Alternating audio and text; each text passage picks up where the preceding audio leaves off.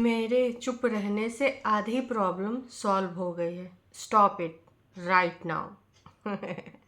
मतलब जिज्जी चपचाह स्टार्ट कर देवें और दूसरों से उम्मीद करते हैं कि कोई कतई कुछ ना बोले। हरकतें चुप नहीं रहेंगी, हरकतें करती रहेंगी, लेकिन दूसरों से कहें स्टॉप इट प्लीज़, नहीं प्लीज़ नहीं, ऑर्डर है। ऑर्डरिंग टोन में जिस तरीके से लिखा है स्टॉप इट नाउ और सिंबल बनाया स्टॉप का ना, इससे यही दर्शाता है कि जिज्जी हमार एकदम आग बबूला हो चुकी है।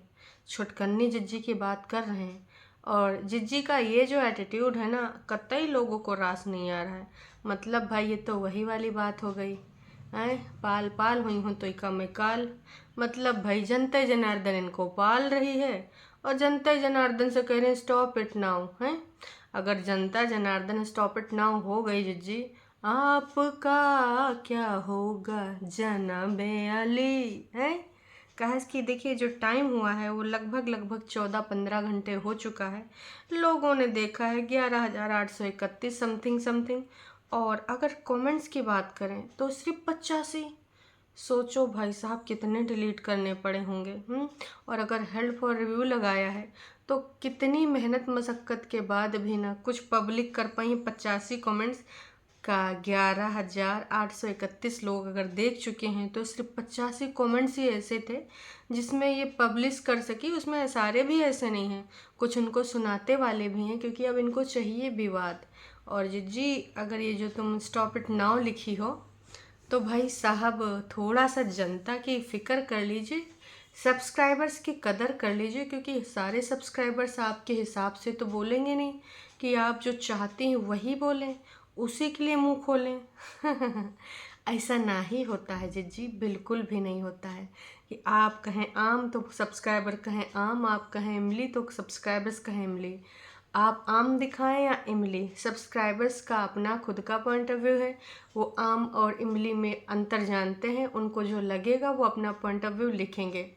इससे पहले लगातार बार बार भाई बग्गी के सब्सक्राइबर्स भी लगातार लिख रहे हैं कि आप अपने पति को अकल दीजिए, थोड़ा आप समझदार लगते हैं, उससे क्या ही बोलें।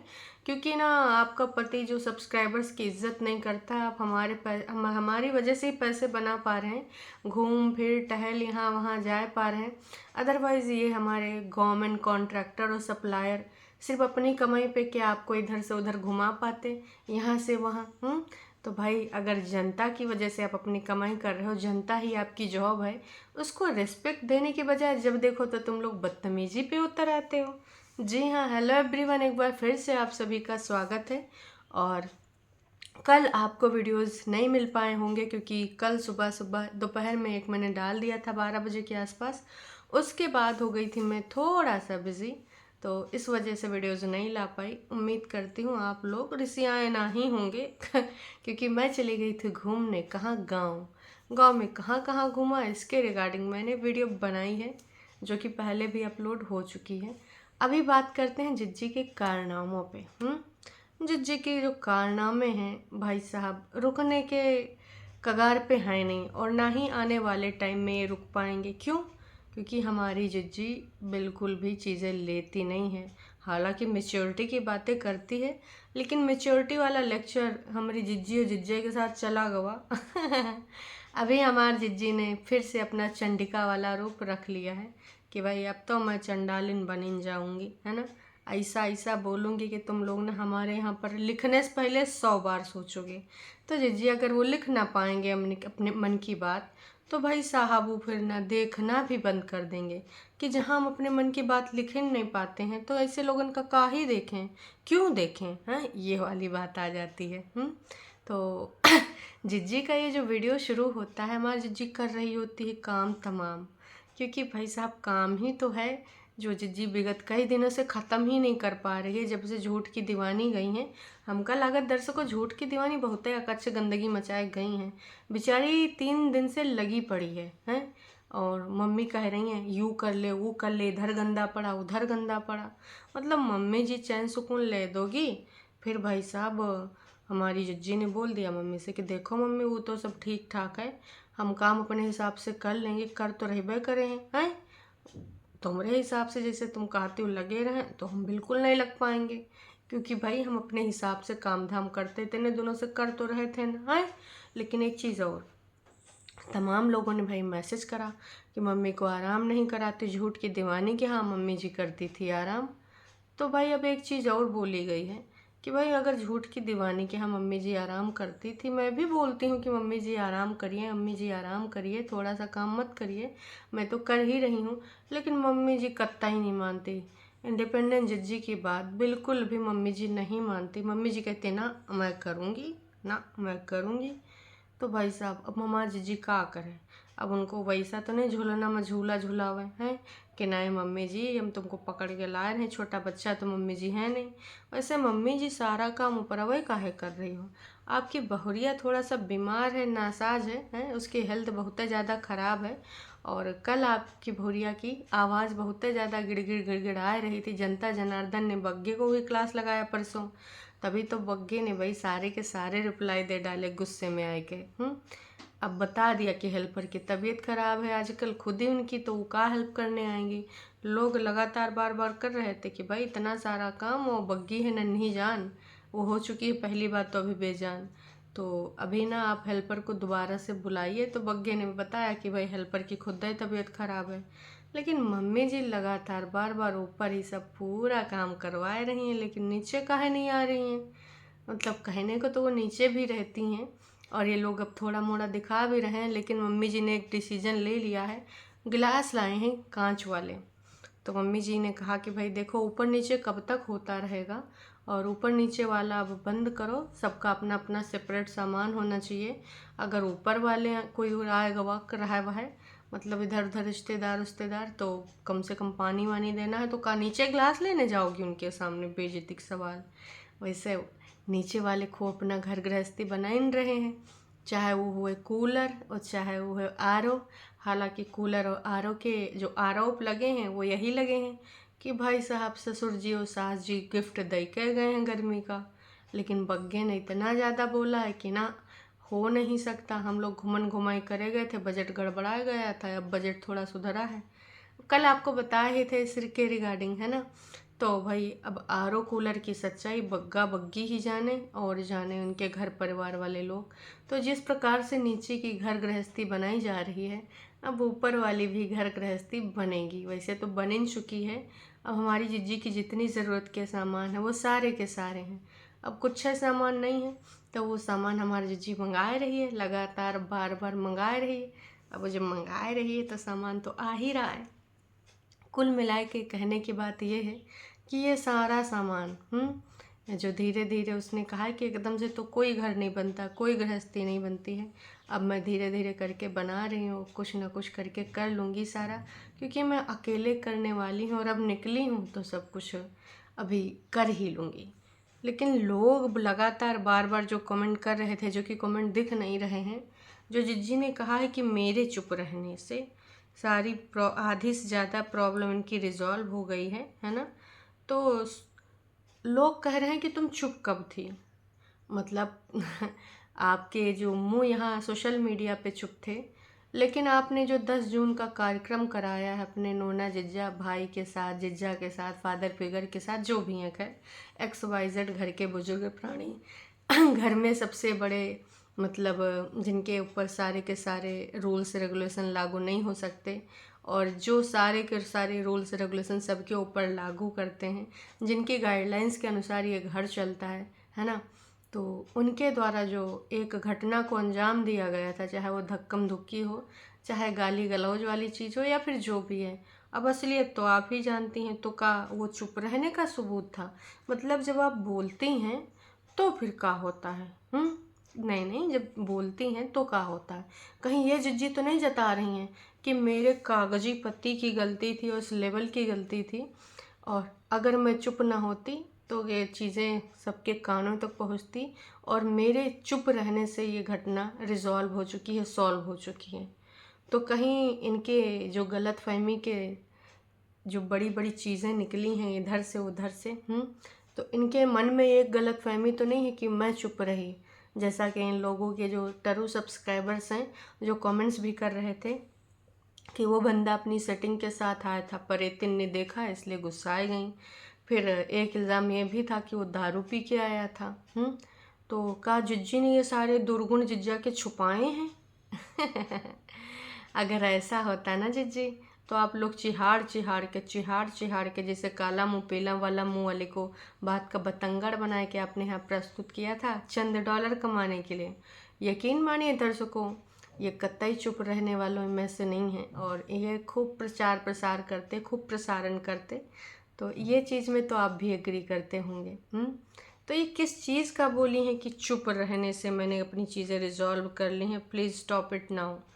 आप लोगों में से किसी को भी इतनी सी बात समझ आ रही है तो कमेंट करके बताइएगा, क्या वाकई में हमारी जिज्जी चुप थी? क्या वाकई में हमारे जो जिज्जा जी हैं कागजी, उन्होंने कोई ऐसा काम किया है जिससे जिज्जी के बोलने से ना उनका नाम खराब हो जाएगी, उनकी इमेज का ना सत्यानाश हो जाएगा? आपको अगर ऐसा लगता है तो कमेंट करके ज़रूर बताइएगा, क्योंकि हमारी जिज्जी का जो टाइटल है वो कुछ और ही कह रहा है। अब हमें तो कुछ और ही कहानी नज़र आ रही है जिज्जी इस प्रकार का टाइटल डालती है। खैर दूसरी बात यह है कि हमारी झूठ की दीवानी का जो कांच वाला डब्बा था, भाई साहब वो वहीं घर ही में रहेगा। अब जिज्जी कह रही थी कि ना मैं ले जाऊंगी, और हमारी जिज्जी छुटकन्नी जिज्जी बोल रही थी कि भाई ना ये ना ले जाइए, मुझे ही दे दे, क्योंकि अगर हम कहीं जाते हैं तो बच्चे के लिए इसमें कुछ चीज़ें खाने पीने के रख लेते हैं, एयर टाइट है और ऊपर से कांच का है। तो भाई जिज्जी का कहना था कि झूठ की दीवानी के ऊपर वाले ने नहीं सुनी और मैं ये डब्बा चाह रही थी तो ये डब्बा मुझे मिल गया।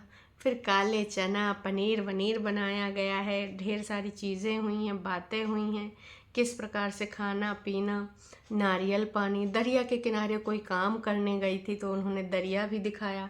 फिर परेतिन ने हाँ बोला कि आप अगर इंस्टाग्राम पे हैं तो आप मुझे जाके लिविल लिविल परेतिन के नाम से है मेरा अकाउंट इंस्टाग्राम पे, तो वहाँ जाके फॉलो मार दीजिए।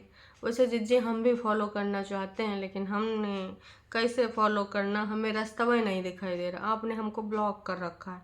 वो कहा है कि आप हमको अनब्लॉक कर दीजिए तो आपका एक फॉलोअर और बढ़ जाएगा। कब करेंगी जिज्जी?